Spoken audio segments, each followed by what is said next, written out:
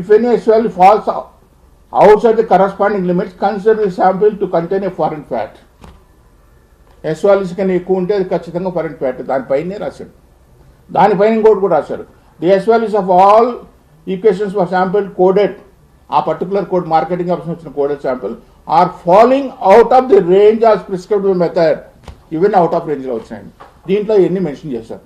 మీరు అడిగిన క్వశ్చన్ ఎన్నిటివి ఇచ్చిన రిపోర్ట్ తర్వాత దీనికి ముందు CFTR రిపోర్ట్ ఇచ్చింది. CFTR ఇచ్చిన రిపోర్ట్ ఈ మీరు పంపించిన శాంపుల్ కల్తీ జరిగింది, ఇది అవునే కాదు అని చెప్పి ఆ రిపోర్ట్ ఎందుకు బయట పెట్టలా? పేమెంట్ ఇచ్చే అధికారి ఏం చేస్తున్నాడు? ఆ రిపోర్ట్ను దాన్ని ఎందుకు తొక్కిపెట్టారు? మూడో ప్రశ్న మీరు అడిగిన NDRA రిపోర్ట్ ఎందుకు డిఫర్ అయింది? కరెక్ట్ ప్రశ్న ఇది. NDRA ఎందుకు డిఫర్ అయిందంటే NDRA నుంచి 2 మెంబర్లు డైరీ మెంబర్స్గా వచ్చారు, డైరీ కన్సల్టెన్సీ మెంబర్గా. ఆ NDRA సంబంధించిన మనుషులు వాళ్ళు కూడా దీంట్లో కొల్లుడయ్యారు కాబట్టి వాళ్ళు అటుకోకుండా ఇటుకోకుండా రిపోర్ట్ ఇచ్చారు. అందులో లేరా NDRAకి సంబంధించిన మెంబర్లు? డైరీ కన్సల్టెంట్గా వచ్చిన వాళ్ళు డబ్బులు తీసుకున్నారు కాబట్టి వాళ్ళు కొల్లుడైనారు కాబట్టి రిపోర్ట్ అటుకోకుండా ఇటుకోకుండా ఇచ్చారు. తప్పు కదా ఇది? నువ్వు ప్రైవేట్ వాళ్ళకి ఇస్తే నీ ఇష్టం వచ్చిన చేసుకో. ఒక ఒక ఒక ప్రముఖమైన దేవస్థానం, ప్రపంచానికే మనం హిందువులకు గర్వంగా చెప్పుకోదగలిసిన దేవస్థానానికి దాన్ని ఏమైందయ్యా? అందరు కూడా కట్టుకొని పని కట్టుకొని ఒకరిచ్చిన ఆస్కారంతో ఇంత ఈరోజు డ్యామేజ్ చేస్తే ఇది కరెక్ట్ కాదు అనిపిస్తుంది. దేవుడికి ముందు మాటకు ముందు దేవుడు, మాట తర్వాత దేవుడు అని మాట్లాడా దేవుడు ఈ దేవుడు కాదా? ఏం దేవుడు కదా? ప్రపంచానికే దేవుడు కదైనా, విశ్వానికి కాపాడే విశ్వ గురువు కదైనా. కేవలం ఒక కుట్ర. ఇంత రిపోర్ట్ ఇస్తే 690 పేజీలు ఎవరో దీంట్లో బాధ్యులు అని చెప్పితే ఇంకా మాట్లాడుతున్నారు మీరు. ఆయన ఎవరో చెప్పాడు, అవును ఏడుంది, అవును సిట్ అనేది పోలీస్ ఇన్వెస్టిగేషన్ డిపార్ట్మెంట్. ఆ మాత్రం తెలియలేదని 19 కేసులు నీ పైన ఉండేవాడికి ఇన్వెస్టిగేషన్ ఏం చేస్తుందని? దొంగతనం చేసినట్టు తర్వాత వాళ్ళు కుక్కను పట్టుకొస్తారు, వాసన చూపిస్తారు, దొంగ నువ్వు చేసావు వాడు చేసావు పట్టుకొని రిపోర్ట్ ఇవ్వడం వాళ్ళ పని.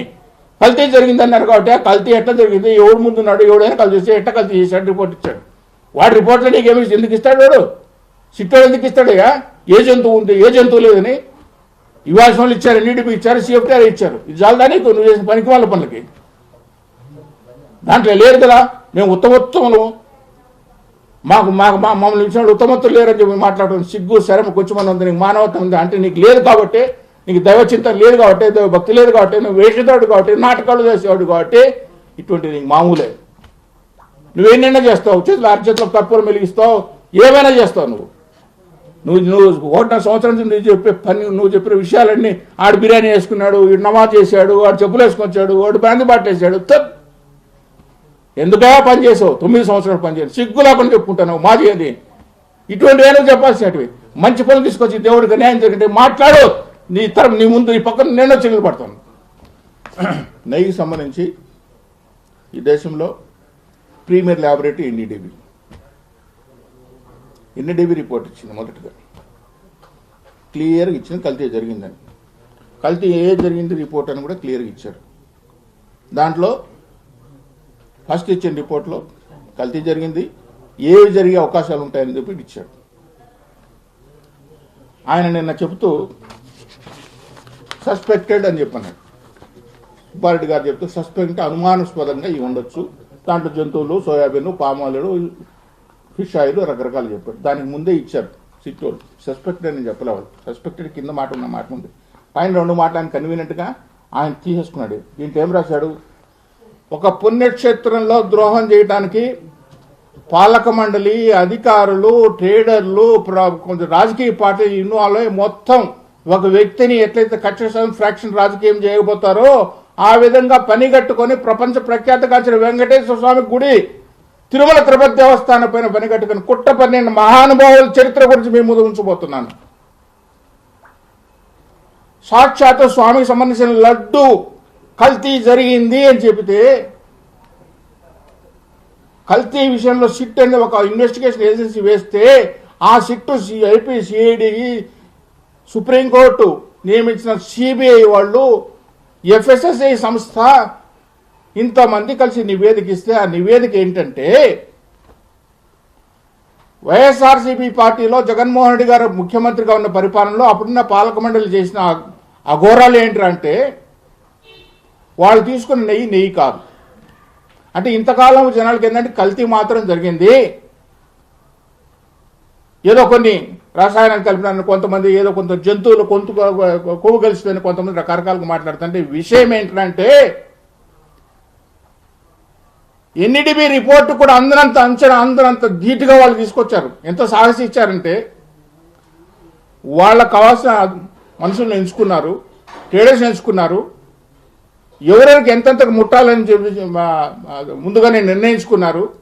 వాళ్ళకు కావాల్సిన స్పెసిఫికేషన్స్ తిరుమల తిరుపతి దేవస్థానంలో 30 సంవత్సరాల నుంచి మార్చని స్పెసిఫికేషన్స్ను ఏవైతే స్పెసిఫిక్ ఈ సప్లైకి యొక్క ఆవు నెయ్యి కావాల్సిన ఉండాలనో వాటిని మొత్తం తీసి పారేసి వాళ్ళకు కావాల్సిన మనకు అనుకూలంగా ఉండే స్పెసిఫికేషన్స్ అని పెట్టి ఒక హిందూ దేవాలయము ప్రపంచ ప్రసిద్ధి కాల్చిన దేవస్థానానికి ఇంత కుట్ర పంది, అందులో పాలక మండలి ఉంది, అధికారులు ఉన్నారు, రాజకీయ పక్షాలు ఉన్నాయి, వ్యాపారస్తులు ఉన్నారంటే ఇంత కుట్ర పండితే భయము భక్తి స్వామి పట్ల సరే స్వామి దేవుడు సొమ్మున తింటున్నామే,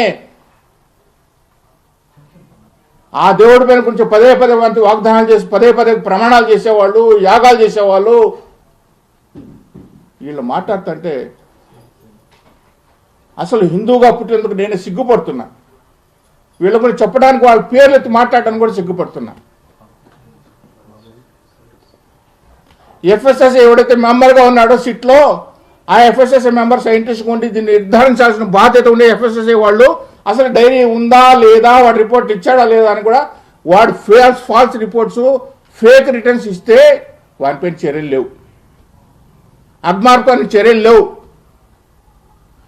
ఏదైతే పాలక మండలికి సంబంధించిన పర్చేజ్ కమిటీలో మహానుభావులు కూర్చొని వాళ్ళకి అధికారం లేకపోయినా స్పెసిఫికేషన్స్ మార్పులు చేసే అధికారం పర్చేజ్ కమిటీకి లేకపోయినా ఏవైతే టెక్నికల్ స్పెసిఫికేషన్స్ అన్ని మార్చేది వాళ్ళు పర్చేజ్ కమిటీ తీసిన సిట్ చెప్పింది, నేను చెప్పడం కాదు. అలాంటి చోట మనం పవిత్రంగా డిసిషన్ తీసుకున్నామని మనకు ఆలోచన చేయకుండా కేవలం డబ్బు అని కక్కుర్తికి పాల్పడి ఇంత నికృష్టంగా పనులు చేసినారే వాళ్ళు మానవ జన్మకి అర్హులు కాదు, మనిషిగా బతకడానికి ఒక క్షణం కూడా అర్థలేదు. ఈ రోజు ప్రభుత్వంలో ఇంకా సిగ్గు లేకుండా ఉన్నారంటే వాళ్ళని పెట్టుకున్న ప్రభుత్వాన్ని ఏం చెప్పాలో వాళ్ళకి వదిలేస్తున్నాను. అధికారులు పనిష్మెంట్ చేయడం కాదు, అధికారులు ఒకరిద్దరు తీసేయడం కాదు, అప్పుడు పనికి వాళ్ళ బోర్డు మమ్మల్ని ఇవాళ అదే బోర్డులో కంటిన్యూ అవుతున్నారు కదా. ఏం చేస్తుంది ప్రభుత్వం? హిందూ జాతి మొత్తం ఇదే పోతుంది, హిందూ జాతి మొత్తం కళ్ళు తిరిగేలా ఉంది. ఈరోజు నెయ్యి గురించి మాట్లాడుతుంటే మాటకు ముందు దేవుడు, మాట తర్వాత దేవుడు చెప్పే నాయకుడు ఆ వైఎస్ఆర్సీపీ జగన్మోహన్ రెడ్డి గారు. దేవుడు అంటే మీకు సంబంధించిన యేసుక్రీస్తు ఒకడేనా దేవుడు? కొన్ని కోట్ల మంది కొలువై ఉన్నాడు వెంకటేశ్వర స్వామి దేవుడు కాదా? మీ నాన్న పడుకున్న ముందు లేచిన తర్వాత ప్రతిరోజు బైబిల్ చదువుకొని వస్తాడు, మీకున్నంత అంత భక్తి దేవునికి ఉంటే హిందువులకు భక్తి లేదుండదా? ఈ దేవస్థానం పని ఇవాళ ఇంకా మాట్లాడుతున్నాం సిగ్గు లేకుండా. జగన్మోహన్ రెడ్డి గారు మీరు ఒక ముఖ్యమంత్రికి పనిచేసి స్వామికి సంబంధించిన కైంకర్యాలు కూడా మీరు పాపం పంచుకున్నారా? మీరు మనుషులేనా? ఇంకా మీరు మాట్లాడుతున్నారంటే యాగాలు చేస్తున్నాం, యజ్ఞాలు చేస్తున్నాం, పాపం అవుతాడు. మీకు పాపం కాదు, మీకు మీకు మీకు పడబోయే శిక్ష భగవంతుడు ఇంతకంటే ఇంకా ఘోరంగా చేస్తాడు దేవుడితో పెట్టలేకుంటే. రాజకీయాలు చేసుకోండి, అధికార పక్షం కానీ ప్రతిపక్షం కానీ దేవుడిని ఎందుకే పాపం చేస్తారు? నిన్న ఒక నాయకుడు మాట్లాడతాడు, భక్తులు బాధ్యత తీసుకోవాలి. మీరు కల్తీ చేసిన ప్రసాదం భక్తులు తినాలా? గుళ్ళోకి వస్తే మీ దగ్గర నెట్టించుకొని భక్తులు పడాలా? మీ దగ్గర తిట్టించుకొని భక్తులు పడాలా? భక్తులు బాధ్యత తీసుకోవడం ఏంది? మీరంటే మీరు కూతురు మీడియా ముందు కూర్చొని మాట్లాడితే భక్తులు ఏ విధంగా బాధ్యత తీసుకోవాలి? ఈ ప్రసాదం మేము ముట్టుకోమని చెప్పి మా జాతి మీది ప్రసాదం మేము ముట్టుకోమోమో ఏదో ఉందంట, జంతువు కలిశారంటానే. ఎక్కడైనా ఈ రిపోర్ట్లో జరిగిన చరిత్ర అంతా చూస్తే దీని వెనకాల ఉన్నాడు, ఎంత చరిత్ర ఉంది, ఎంత చరిత్రహీనులని వాళ్ళ దేశాన్ని పరిపాలిస్తున్నారు. ఇవాళ ఏడాశ్రమం ఉంది దీంట్లో. ఎందుకు ఇంత ధైర్యం చేశారు? ఒక ప్రముఖ పుణ్యక్షేత్రం మక్కాను చేయగలుగుతారా? ఇజ్రాయెల్కి వెళ్ళి చేయగలుగుతారా? ఒక చర్చికి చేయగలుగుతారా? మీరు నిజంగా ఒక అమ్మకు అప్పగా పుట్టింటే దేవుడి పైన కొంచెం భక్తి విశ్వాసం ఉంటే చెప్పు, నీ క్రిస్టియన్ పైన ఒకటి చేస్తామని చెప్పు. ఇవి కాకుండా పని కట్టుకొని వెంకటేశ్వర వైభవాన్ని తగ్గించుకోవడం కోసం ప్రతి ఒక్కడు పని కట్టుకొని ప్రతిపక్షమా అధికార పక్షమా అధికారుల ఏ పాలకమండలి వస్తే ఏదో రోబోటిక్గా కూర్చొని ఏదో చేసేసుకుంటున్నా కదా. పాలకమండలి ఎందుకు పనికిమాల పాలకమండలి ఎందుకు ఉండాలి? ఈరోజు కోట్ల మంది మాట్లాడుతున్నాం భక్తులంతా నివ్వెరపోతున్నారు. ఏంటో ఆ ప్రసాదంకి వస్తే ప్రసాదం ఇన్ని మాటలు మాట్లాడుతున్నారని. అరే దేవుడు కదా, దేవుడు ప్రసాదం కదా, మనం ఆచితూచి మాట్లాడదాము అంటే మీ రాజకీయ లబ్ధి కోసం, మీ రాజకీయ ప్రయోజనాల కోసం ఏ పార్టీ అయినా కావచ్చు, ఇంతగా నికృష్టంగా వాడుకోవాలి నా దేవుడిని. వాళ్ళు మాట్లాడినారు కాబట్టి మేము ప్రాపర్గా ఎక్స్పోజ్ చేసుకోవాలంటే మీది తప్పే. అధికారులను పనిష్మెంట్ చేయడం కాదు. అప్పుడున్న పాలక మండలి కూడా ఈ నిర్ణయాలు తీసుకోవడంలో పాలు పంచుకున్నారు కాబట్టి ఎవరు తప్పు చేసి వాళ్ళందరూ బలి చేయాల్సిందే. తీసిపడేయండి పాలక మండలిని. ఏ గతంలో చేశారు కదా మీరు, ప్రతిసారి స్పెసిఫిక్గా తాడేశారు కదా. ఇటువంటి పరిణామాలు ఎందుకు స్పెసిఫిక్ అయితే వేయలేరు? నేషనల్ మీడియా గగ్గోలు పెడుతుంది, ఈరోజు గగ్గోలు పెడుతుంది. ఒక ప్రముఖ పుణ్యక్షేత్రంలో హిందువులకే ఒక ఐకాన్ టెంపుల్ కొన్న వెంకటేశ్వర స్వామి గుళ్ళో ప్రసాదాలు ఈ విధంగా కల్తీ జరుగుతున్నాయి, డబ్బులు ఈ విధంగా గోల్మాల్ అవుతున్నాయి, లేరేంటి సృష్టించి పెడుతున్నారు. వాళ్ళు చేసిన పనికి మనం ప్రాపర్గా చూపించలేకపోతే ఇంత రిపోర్ట్లు వేసుకొని ఎందుకయ్యా ఈ రిపోర్ట్లు? ఏదో పడుతున్నా ప్రతి ఒక్కడొక సైంటిస్ట్ ఎన్డీటీవీ రిపోర్ట్ వచ్చింది కదా, దాంట్లో ఎస్ వాల్యూ ఉంది. ఏం తెలుసు నీకు ఎస్ వాల్యూ, బొంగు వాల్యూని గురించి? కల్తీ చేసి పాపం చేసి ఆయన అధ్యక్షత పాటు మిగతా వాళ్ళు ఉన్న వాళ్ళందరూ కూడా ఈరోజు ప్రాయశ్చితం చేసుకోవాలంటే జీవితంలో మళ్ళీ మీరు మీ సంసారం మీ బిడ్డలు బాగుండాలంటే ఇప్పటికైనా ప్రాయశ్చితం చేసుకోండి. ఇది ఆవు నుంచి వచ్చిన గీ కాదు. పామల్నా సోయాని పక్కన పెట్టి ఒక ల్యాబొరేటరీలో తయారు చేసిన గీ తీసుకొచ్చి అది కొన్ని సంవత్సరాల పాటు వేల కేజీలు నెయ్యి సప్లై చేశారే, ఇది ఇంతకంటే పాపం పోగొట్టారు. ఇటువంటి ఆలోచన మీకు వచ్చిందే, ఇటువంటి దుర్మార్గమైన ఆలోచన. కొన్ని లక్షల మంది చంపితే ఎంత పాపమో అంతకంటే ఎక్కువ పాపం. కొన్ని లక్షల మంది నిలువెత్త కోస్తే ఎంత పాపం వస్తుందో అంతకంటే గొప్ప పాపం. కోట్ల మంది వచ్చే రోజు ప్రసాదం ఇస్తే ఈ ప్రసాదం ఇక్కడే కాదు, అమెరికాకు పోతుంది, లండన్ పోతుంది, తీసుకెళ్తారు చుట్టాలకు బంధువులకి ఇస్తారు, కళ్ళకు అద్దుకొని చెప్పులు తీసి తీసుకుంటారు ఏ ప్రసాదము. ఆ ప్రసాదన చేయడానికి మీరు సాహసంగా ముందుకు వచ్చారు. ఆ ప్రసాదాన్ని కూడా కల్తీ చేద్దామని చెప్పి 250 కోట్ల లంచం కోసం తీసుకొని ఇంత పాపిష్టి పని చేసినారే. ఇంకా ఎందుకో దేవుడి పేరు చెప్పుకొని యామాలు యజ్ఞాలు అవన్నీ చేస్తామని చెప్పి ఇప్పుడు కానీ ఆయన ప్రయత్నం చేసి చెప్పుకున్నాడు. మిగతా వాళ్ళు కూడా చెప్పుకొని ఈ సమస్యని ఇంతటితో ముగించండి అని చెప్పి హిందువుగా ఆవేదనతో మాట్లాడుతున్న మాట.